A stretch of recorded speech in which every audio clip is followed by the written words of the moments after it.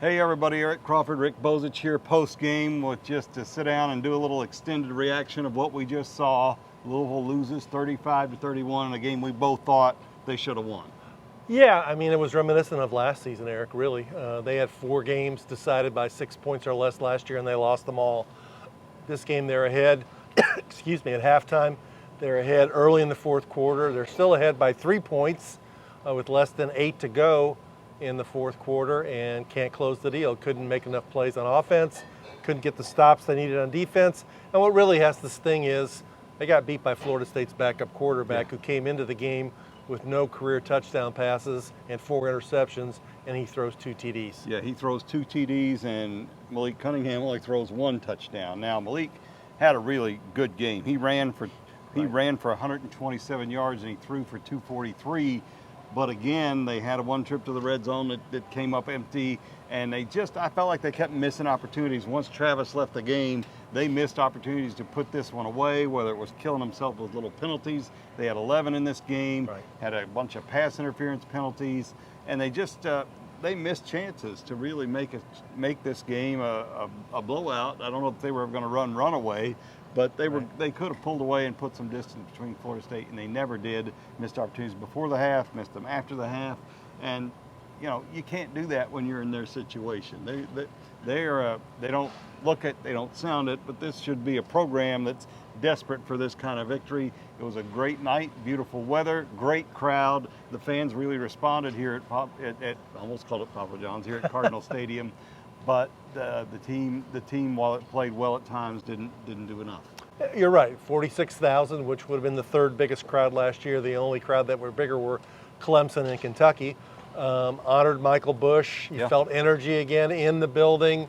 The fans were into it in the fourth quarter when the Florida State fans started their Seminole chant.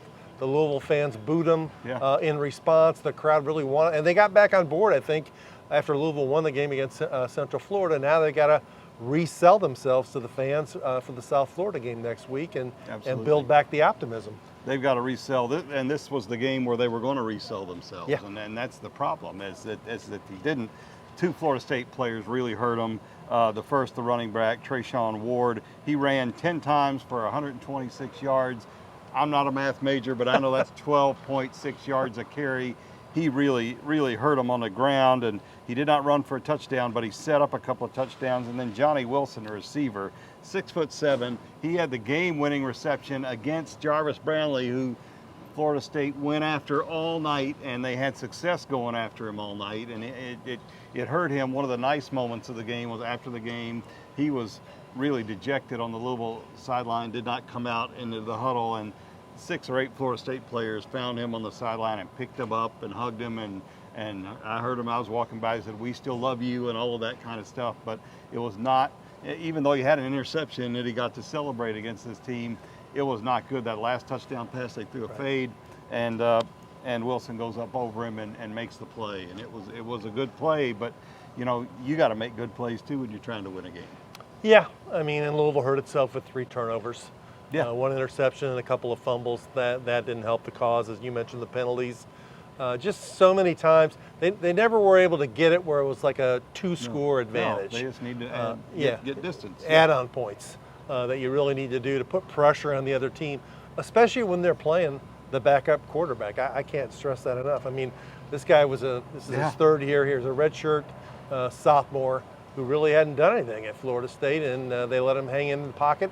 Hit him a few times, but never really shook his confidence, and that's a tough one. And what really makes it tough also is they beat Florida State the last couple of years, and when you look at sort of at the ACC Atlantic, it's probably Clemson and then Wake and NC State, and Louisville and Florida State are fighting right there to get up in that group, and now you're down 2 games in conference play. That's going to be tough. Yeah, it's already tough, and it's a tough sell, to be honest with you. I mean, I'm watching the end of the game, I'm watching Josh Hurd and his reaction, and he's looking at the crowd, and I can tell he wishes that this were different. But at some point, if you're going to make progress, you have to make it, and I'm afraid they didn't make it in this game, and that's going to lead to some tougher questions here down the road. But for now, they can come back. They got South Florida as a team they should beat, but again, it's like after the Syracuse loss, I keep asking myself, how many times can this team get up off the mat? And they always do, but they haven't been able to build on it and built since his first season, build on something successful. So that's going to be a tough thing. The other thing is Malik Cunningham. I mean, he did. You can't criticize a kid that has 300 and whatever, 50 yards and 3 touchdowns, 2 rushing, 1 passing. He made a couple great runs. And he made some plays on the final drive. He hit receivers in the hands. They didn't do it. That last pass is one that never should have left his hand, or if it does, it goes out of bounds because it sailed on him, and it's an interception a 6-year quarterback shouldn't throw. You expect that maybe from a freshman, but he's far, far from that. You're right. I mean, he's a 5th-year player, and that's what you always hope for, the last drive of the game, where you've got an experienced quarterback who can drive you down the field with limited timeouts and try and pull out the victory. He made a couple of clutch plays. They did convert 1 4th down in that drive, but then you're right, he floated that pass a little bit on the sideline, and the Florida State kid made a great job on the interception and keeping both feet in bounds, and that's what happens. If Florida State made a few more plays than Louisville, and that's what makes it so tough for Louisville, is when you're in these games where you're 1 or 2 plays away and the other team is always the one that makes the plays. It's tough for the team to handle and keep bouncing back from. Yeah, you know, a team that Louisville puts up 495 yards of offense and loses. They give up 266 pass yards to a team that lost its starting quarterback midway through the game. Again, a lot of missed tackles, some trouble getting guys on the ground. They give up big plays. It's a tough combination for this team, and I think it's going to be a difficult situation moving forward, even if there are winnable games out there, because you're going to fight and scratch and claw to get back to 500 in the league, but is that going to be enough to satisfy people at this point with a good recruiting class in the fold? I mean, we've talked about this since the summer. It's the front part of the schedule where they really have to make their move, because the back half is much more difficult. Got to beat South Florida to get back at the 2-2. Then you got 2 road games. Boston College, which I believe is winless going into Saturday, and Virginia, which just got smoked by Illinois 24-3 last week.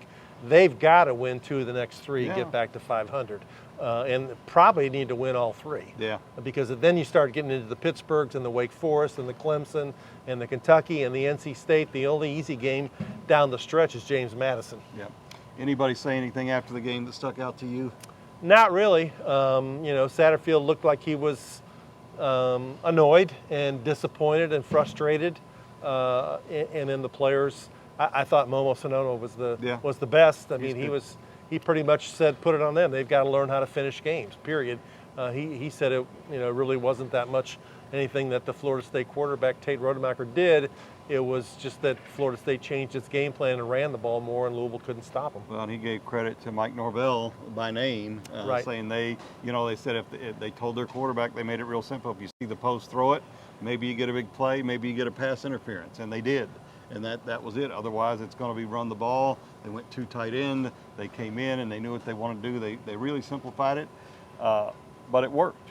And then that's to their credit. So what really struck me, and I don't know why, but when I was sitting there thinking, it was only 6 when I saw the name up there, Lamar Jackson. It was only 6 years ago that they played that game here against Florida State. College football game day was here, and how electric he was, and that was the year Louisville got up into the top 5 in the polls, and just what a dramatic a change it's been.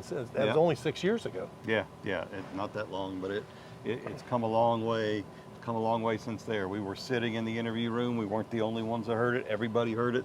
Somebody was taking paint off the walls in the room adjacent to us. Yes, they were. We don't know who it was or who it was directed at, but it was an intense. We couldn't really even make out what was said. It was Patino-esque. We could just hear, we could just hear that it was it. It was good to see Mike Bush. Good to see him honored tonight. Yeah. It was a good night, but it was not a good result for Louisville, and it's going to lead to some more tough times here, and we'll see if they can turn it around. I mean, I don't have any question they can get to a bowl game, but these are games. I mean, we've talked about these close games and talked about them, and they did a lot of things that you do to lose close games, missing tackles, turning the ball over, having penalties, and they did it against a team they should have put away, and they didn't. So there's no other way to make it. These are the difference maker kind of games that separate you from having a very good season or a great season instead of just having an okay season. I mean, this is the way you end up 6-6 or 7-5 instead of 8-4, 9-3. Yeah, it makes it very difficult when the schedule gets harder later on. We will be with them later on. We're with them tonight. It's what time is it? We're after midnight here. Won't be anybody watching this live. Won't be anybody watching this probably when we post it tonight. But when you do see it, thank you very much for watching. We'll have a lot more.